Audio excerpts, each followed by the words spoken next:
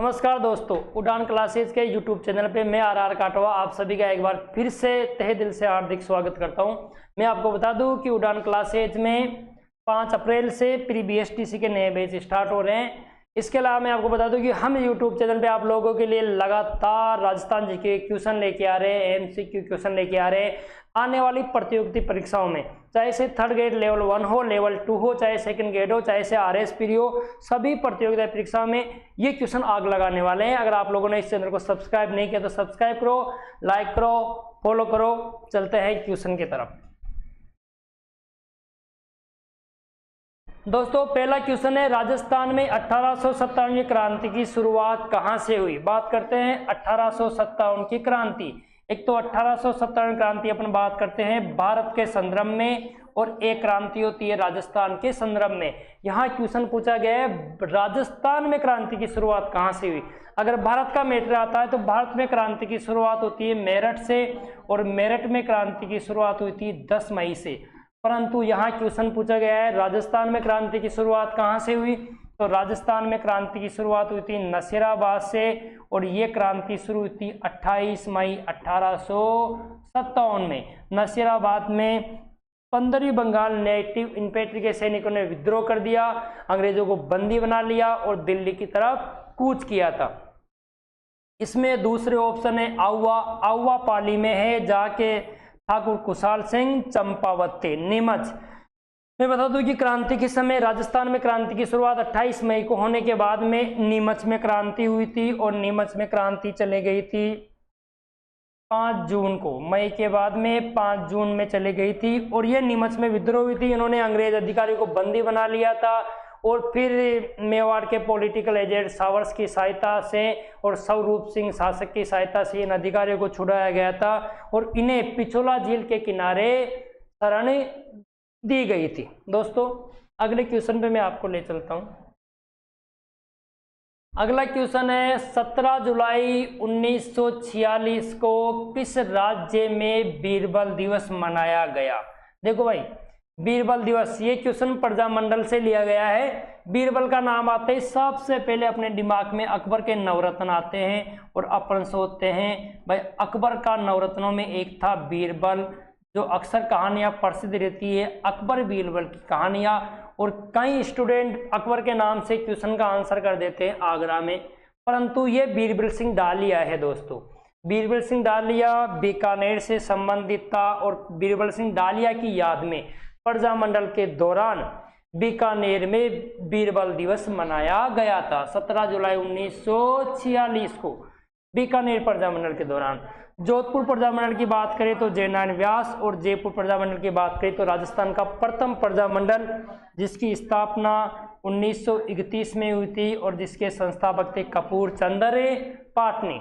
अगर आप लोगों के सभी ऑप्शन कंसेप्ट क्लियर रहेंगे तो आप आराम से आंसर दे पाओगे।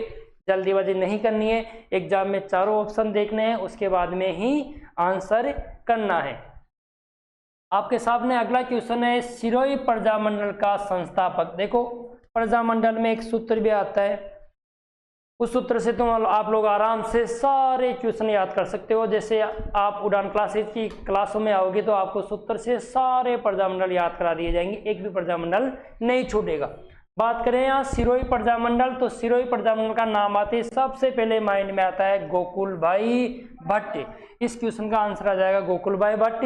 अगर गोकुल भाई भट्ट नहीं होते तो आज ये जो माउंट आबू अपने बीच में है, ये माउंट आबू राजस्थान में नहीं होता, शायद सिरोही भी राजस्थान में नहीं होता। इसी गोकुल भाई भट्ट को राजस्थान का गांधी भी कहा जाता है, राजस्थान का गांधी कहा जाता है गोकुल भाई भट्ट को। और गोकुल भाई भट्ट की वजह से सिरोही का एकीकरण राजस्थान में हुआ था, और सिरोही प्रजामंडल के संस्थापक भी कौन थे दोस्त, गोकुल भाई भट्ट। अदर ऑप्शनों की बात करें, भोगीलाल पांड्या। भोगीलाल पांड्या डूंगरपुर प्रजामंडल के संस्थापक थे, और इन्हें बांगड़ का गांधी कहा जाता है। क्या कहा जाता है? इन्हें वांगड़ का गांधी। एक बांगड़ होता है, एक वांगड़ होता है जो कुबरपट्टी वाला क्षेत्र है, अजमेर से शेखावटी तक, जहाँ पर अक्सर लोगों की फ्लोराइड की वजह से गर्दन थोड़ी टेढ़ी सी रहती है, वो कुबरपट्टी एरिया है, वो वांगड़ है। ये वांगड़ है, वांगड़ का धनी नरहर पीर बाबा को कहा जाता है। और ये देखो वांगड़ का गांधी कहा जाता है भोगीलाल पांड्या, जिन्होंने डूंगरपुर प्रजामंडल की स्थापना की थी। जमनालाल बजाज, इन्हें गांधी जी का 5वां पुत्र कहा जाता था।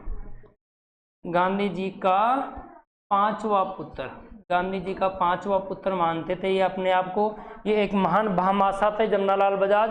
जयपुर प्रजामंडल में इनकी अहम भूमिका रही थी जमनालाल बजाज।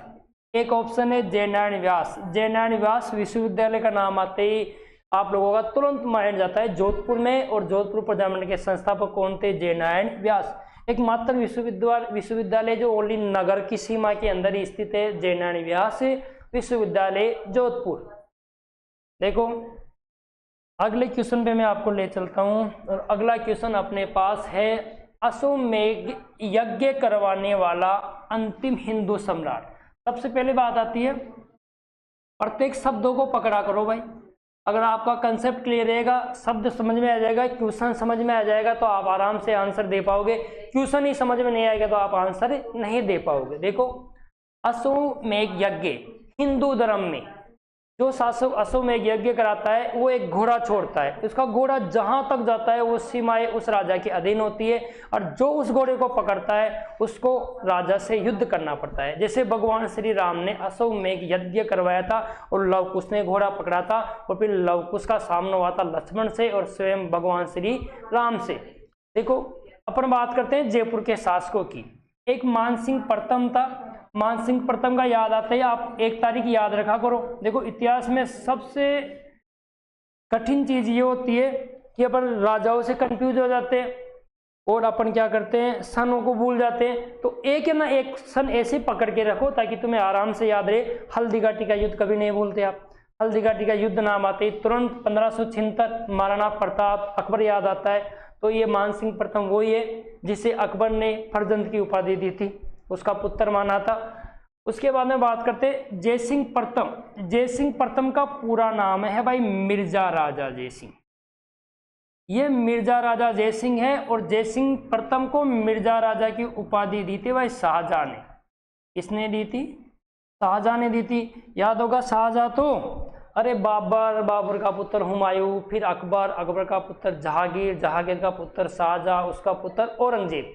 और आगे चलते हैं अपन सवाई जयसिंह। ये जो जयसिंह द्वितीय है इसे कहा जाता है सवाई जयसिंह, और इसे सवाई की उपाधि दी थी औरंगजेब ने।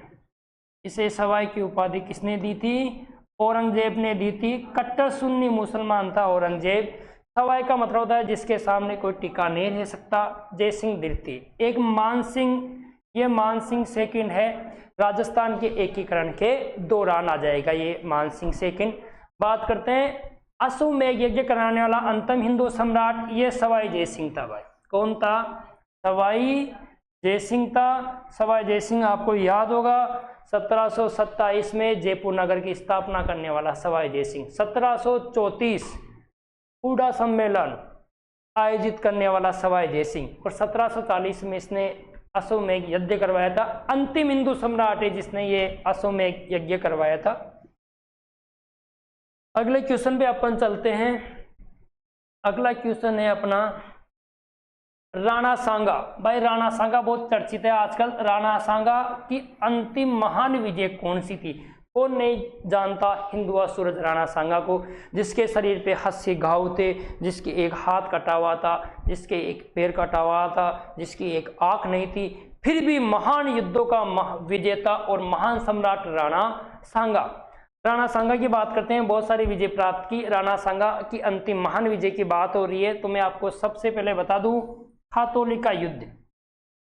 ये खातौली का युद्ध है भाई 1517 की घटना है ये। और 1517 के दौरान दिल्ली में एक वंश शासन था और वो था लोधी वंश। दिल्ली में कौन सा वंश शासन कर रहा था? लोधी वंश। और लोधी वंश का सूत्र है भाई सिंपल सा है बसई। संस्थापक बहलोल लोधी, फिर सिकंदर लोधी जिसने आगरा की स्थापना की थी, और इब्राहिम लोधी, अंतिम सम्राट था इब्राहिम लोधी। जब खातौली का युद्ध हुआ 1517 में तो दिल्ली का सम्राट था इब्राहिम लोधी, और ये खातौली का युद्ध 1517 में हुआ भाई राणा सांगा वर्सेज इब्राहिम लोदी के मध्य।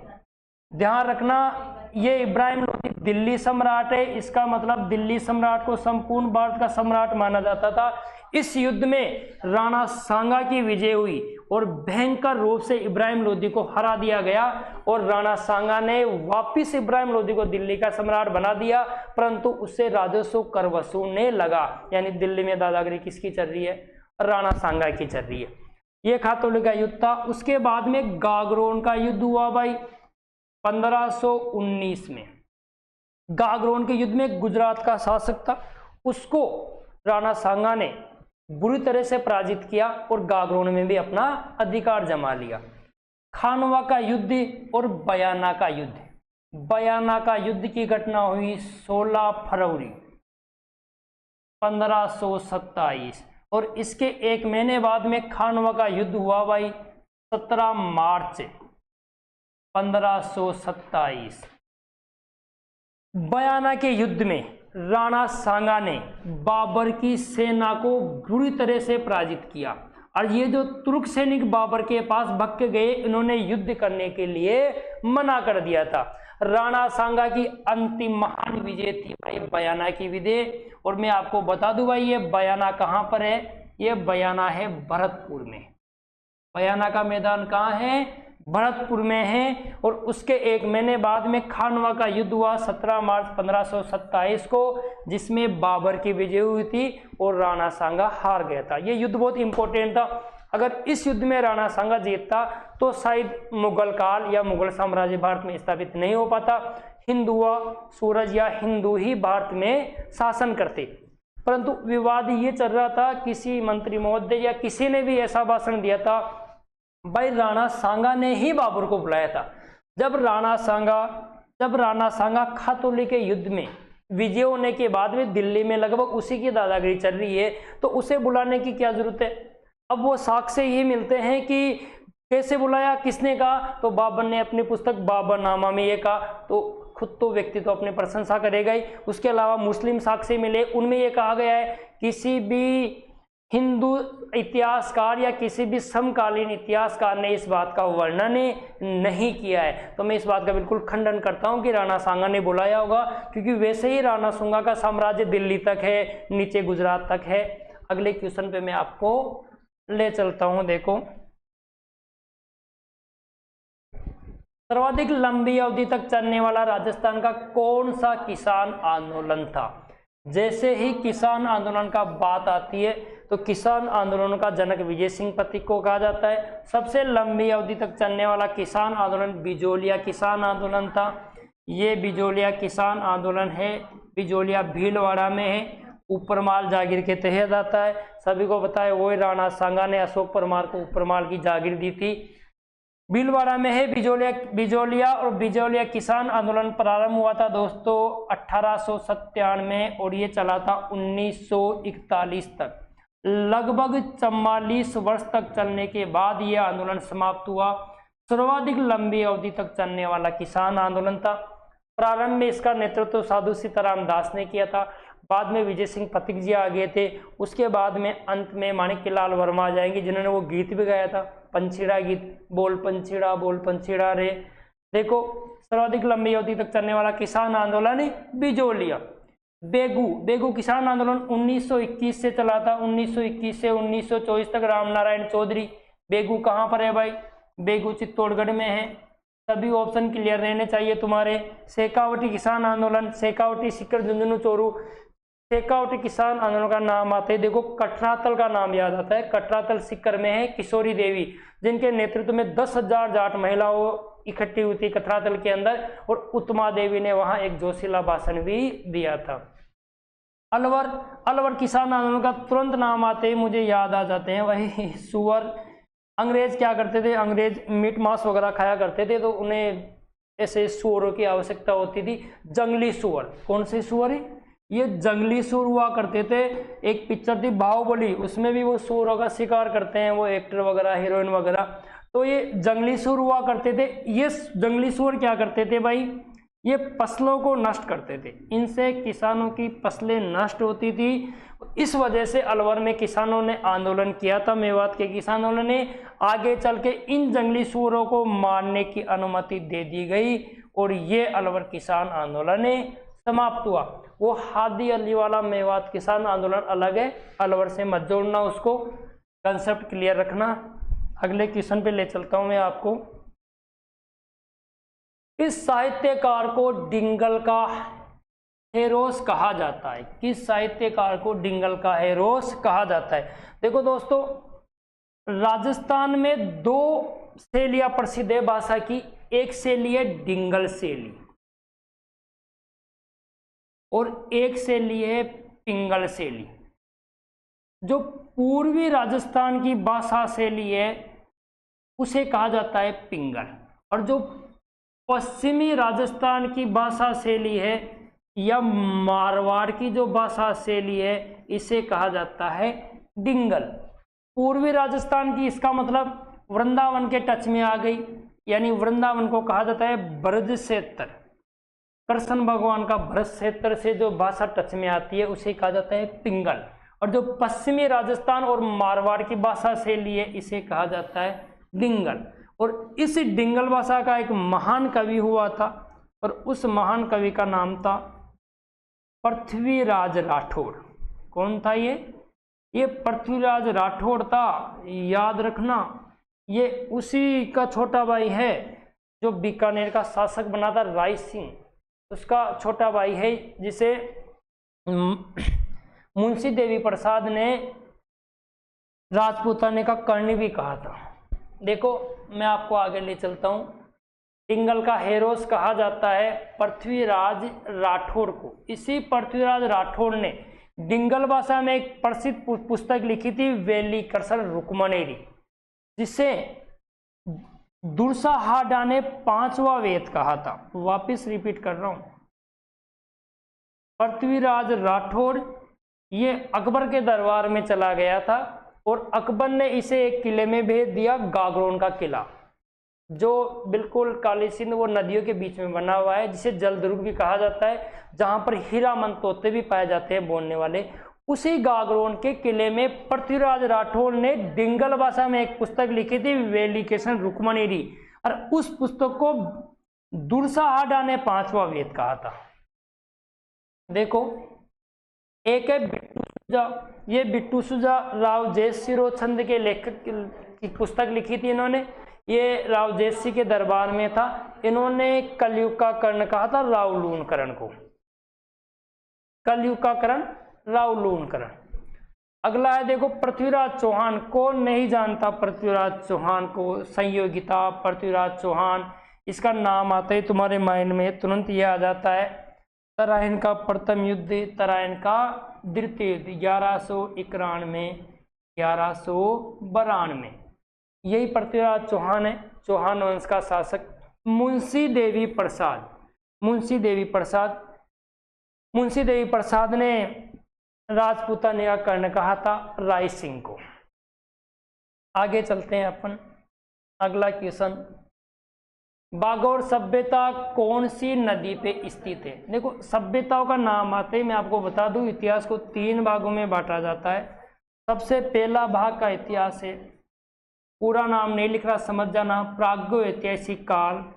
दूसरा भाग आ जाता है आंध्र ऐतिहासिक काल, और तीसरा आ जाता है ऐतिहासिक काल। देखो दोस्तों, ऐतिहासिक काल को 3 भागों में बांटा जाता है, जो तुम अक्सर पढ़ते हो, प्राचीन भारत का इतिहास, मध्यकालीन भारत का इतिहास और आधुनिक भारत का इतिहास। प्रागो ऐतिहासिक काल को 3 भागों में बांटा जाता है, पूरा पाषाण काल, मध्य पाषाण काल और नवपाषाण काल, जिसे उत्तर पाषाण काल भी कहा जाता है। पाषाण क्या होता है? पाषाण यानी पत्थर, यानी पत्थरों का काल। देखो दोस्तों, आंध्र ऐतिहासिक काल को 2 भागों में बांटा जाता है। एक तो आ जाएगी सिंधु घाटी सभ्यता, सिंधु घाटी सभ्यता, हड़प्पा, मोहनजोदाड़ो, और एक आ जाएगा वैदिक काल। वैदिक काल को 2 भागों में, ऋग्वैदिक काल और उत्तर वैदिक काल। अपन बात कर रहे हैं यहाँ पर बागौर सभ्यता। ये जो बागौर सभ्यता, पूरा पाषाण काल में राजस्थान में 3 सभ्यताएं मिलती है इसमें, प्रागो ऐतिहासिक काल में। मध्य पाषाण काल के दौरान एक सभ्यता मिली, प्रागो ऐतिहासिक काल की सभ्यता है, मध्य पाषाण काल के दौरान मिली, और उस सभ्यता का नाम है भाई बागोर सभ्यता। और बागोर सभ्यता स्थित है भाई भीलवाड़ा जिले में। कौन से जिले में? भीलवाड़ा जिले में। और भीलवाड़ा जिले में एक नदी है कोठारी नदी, और इसी कोठारी नदी के किनारे एक बांध भी बना हुआ है, मेजा बांध। कौन सा बांध बना हुआ है?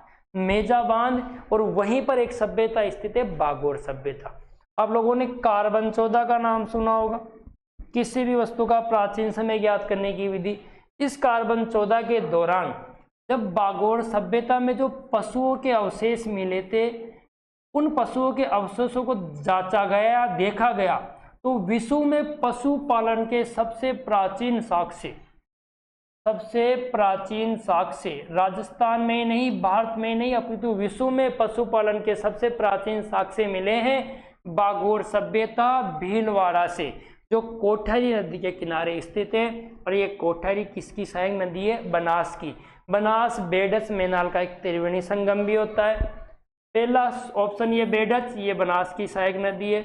बनास जिसपे उदयपुर में एक सभ्यता भी स्थित है, बनास नदी घाटी सभ्यता कहा जाता है उसको, आहड़ सभ्यता वो, जबकि वो बेडच भी स्थित है। परंतु बेडच किस में मिलती है? बनास में। तो बनास नदी घाटी सभ्यता भी कहा जाता है आहड़ को। गग्गर का नाम आते ही तुम्हारे माइंड में वही सरस्वती नदी, जिसपे हनुमानगढ़ जिले में कालीबंगा सभ्यता स्थित है। बागोर सभ्यता कौन से नदी पे स्थित है? कोठारी नदी पे, भीलवाड़ा में। उसी कोठारी नदी पे भीलवाड़ा में मेजा बांध भी बना हुआ है। अगला क्वेश्चन दोस्तों, अगर चैनल को सब्सक्राइब नहीं किया तो आप सब्सक्राइब करें। लगातार हम राजस्थान जीके के क्वेश्चन लेके आएंगे जो आप लोगों के लिए बहुत ज़्यादा लाभदायक होंगे।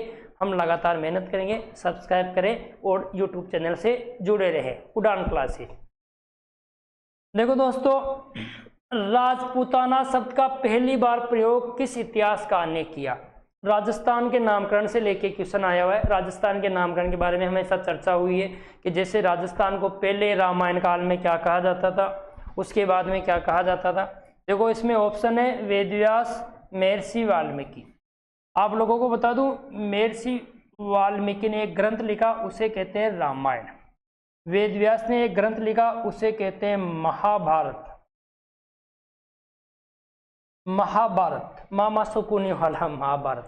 देखो भाई, महर्षि वाल्मीकि ने अपने रामायण में राजस्थान को मरुकांतार कहा था, तो ये तो नहीं है। वेदव्यास